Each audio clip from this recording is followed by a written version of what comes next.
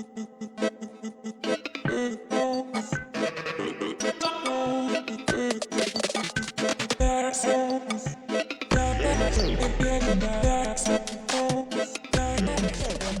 movie nerds, and welcome back to Cinematic Sarcastic, a podcast that talks all things movies and television.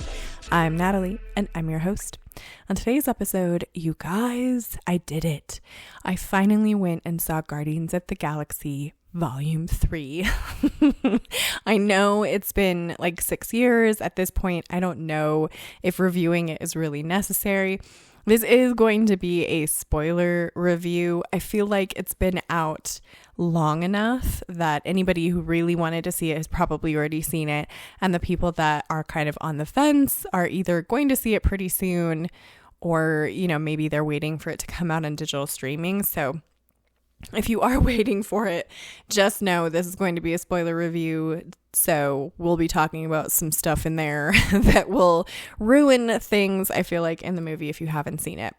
Now, I really liked the first two Guardians of the Galaxy. I want to say these ones are probably some of my favorites as far as connected to like the Marvel Universe movies. These ones are probably my favorites, or the ones that I intentionally on purpose usually always go see. The third one I was delayed really in going to see just because I got sick, and I had heard from a couple of people that this one was a lot darker and was probably going to make me cry.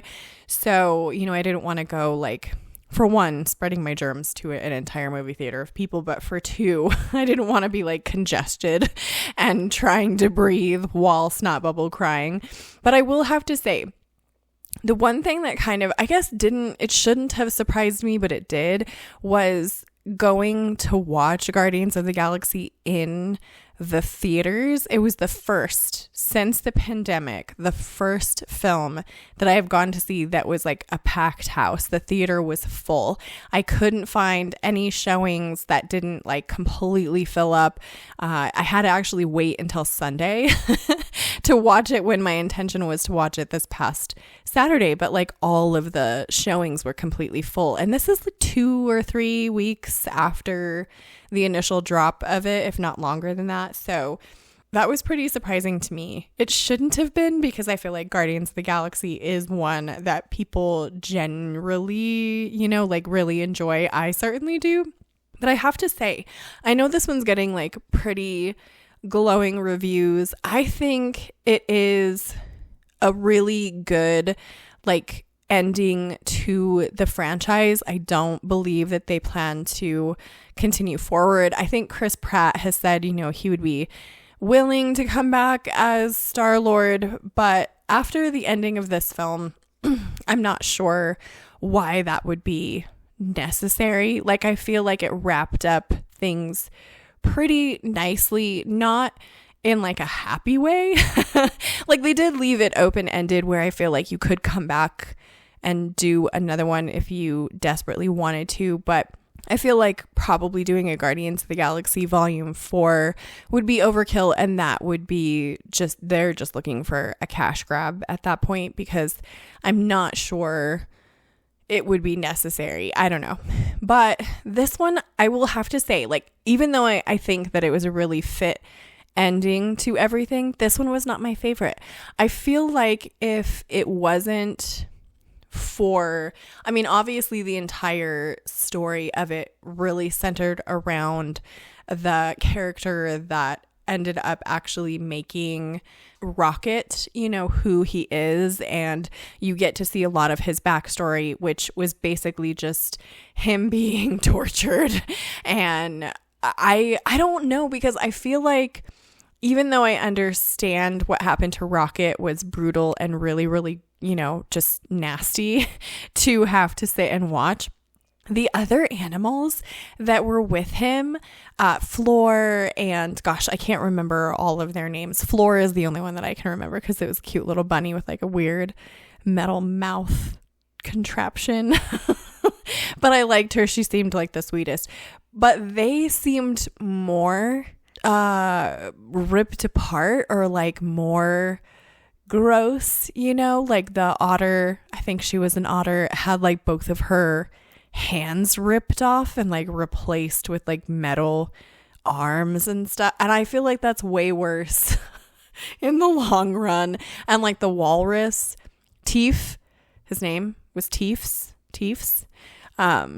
was like in a wheelchair because he didn't really have, I mean, he wasn't like in a wheelchair, but he had like wheels, you know, because he didn't really have like the back end of his body. I don't know. Like in the long run, yes, what happened to Rocket was horrible, but I feel like what happened to the other ones before him was like worse. If on a scale of worse things, bad things, nobody survived that coming out good on the other side, you know?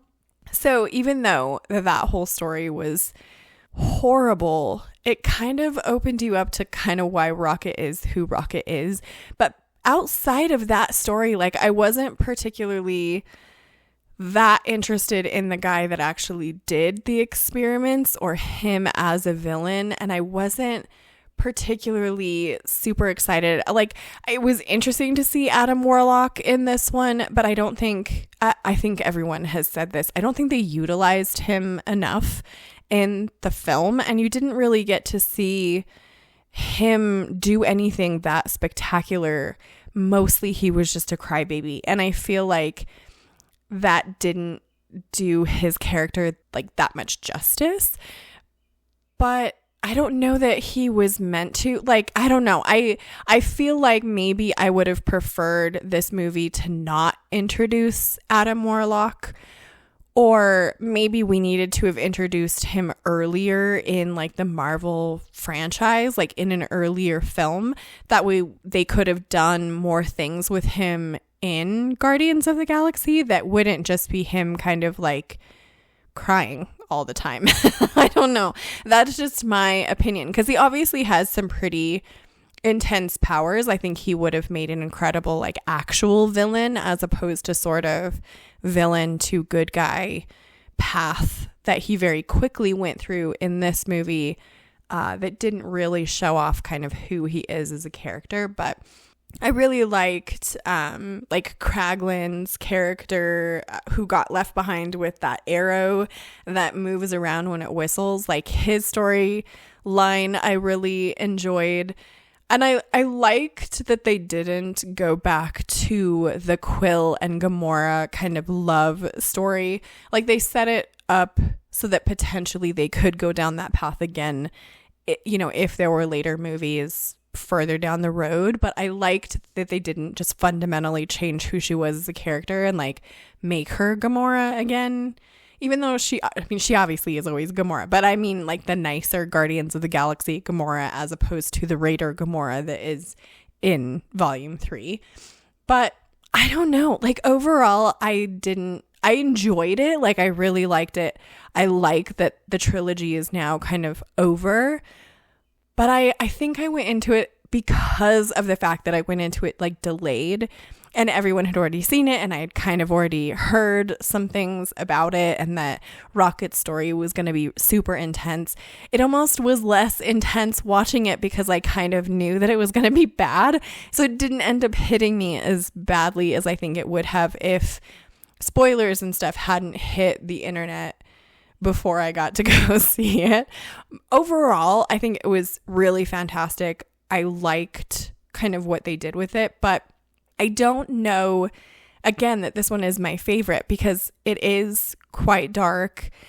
It is a lot more, not traumatizing. I mean, it might be traumatizing to children, but it didn't have that like brevity. It was just sort of dark and sad, you know, like it didn't have sort of the humor. And, you know, even though they're battling a villain, they're kind of this lighter side to the universe. Like it didn't really have that that I was expecting or have come to expect from a Guardians of the Galaxy film. This one was just like depressing overall, even though the story ends positively and, you know, obviously they win and, you know, all of that good stuff. But they pulled also, which I did not like, just to swerve on my own thought process here, they pulled a Princess Leia in this movie, which I thought was the dumbest thing ever. And that kind of took it down a bit for me from like a 5-star movie to a 4-star movie, where Quill like kind of ejects himself into outer space, right? And then he's trying to get to the other ship, gets hit with like debris or something and doesn't make it all the way. And it shows his body like crystallizing and his face sort of puff up and go gross, like he looked like a corpse really at that point. And then I can't even remember how it is that he gets back inside the thing. Something. I can't remember off the top of my head now how he gets back inside the ship, but it's like he gets back inside the ship and then he is just fine, which annoyed me enough when they did it with Princess Leia, because they wrote it off as like, oh, she has the Force, so the Force protected her from dying. But Quill doesn't have any of that. Like, he is just a regular human being, and a regular human being would not have survived that. I don't care what med pack, greatness they have. He would be dead. The second that his skin started to crystallize, that's it. He's done. He's dead now. So I didn't enjoy that. I thought that was stupid. I didn't think that they needed to add that. I didn't think it added anything to the film overall, other than just like being one of those things where it's not, I mean, obviously the whole of Guardians of the Galaxy is not very believable, but that was the one where I was like, why did you have to do that? Like, I was with you until that. But yeah, overall, I would say for sure go see it if you haven't. I'm assuming everyone already has. Definitely enjoyed it. I absolutely think that Guardians of the Galaxy Volume 3 is an excellent, excellent one to have reviewed as the year anniversary of the podcast, because we passed that day. It was on the 23rd, which is today as I'm recording, which this will not go up until tomorrow. So it'll be past my year anniversary, but we have been doing Cinematic Sarcastic. We, as in myself and my brain, I guess, have been doing Cinematic Sarcastic for an entire year. I can't even believe it. I am absolutely appreciative of every movie nerd out there that has subscribed. I really appreciate every single one of you. I hope that I can do some really amazing things with the podcast in the year to come. Hopefully so, fingers crossed, and do like interviews and things with creators and people that are involved in the filmmaking industry. I really am hoping to do some of that coming up. But yeah, thank you for sticking with me and helping the podcast grow. I appreciate you guys, like I said. And those are my thoughts on Guardians of the Galaxy Volume 3. So let me know what you guys thought. Subscribe if you want to join the Movie Nerd family. And I hope to see you in the next episode.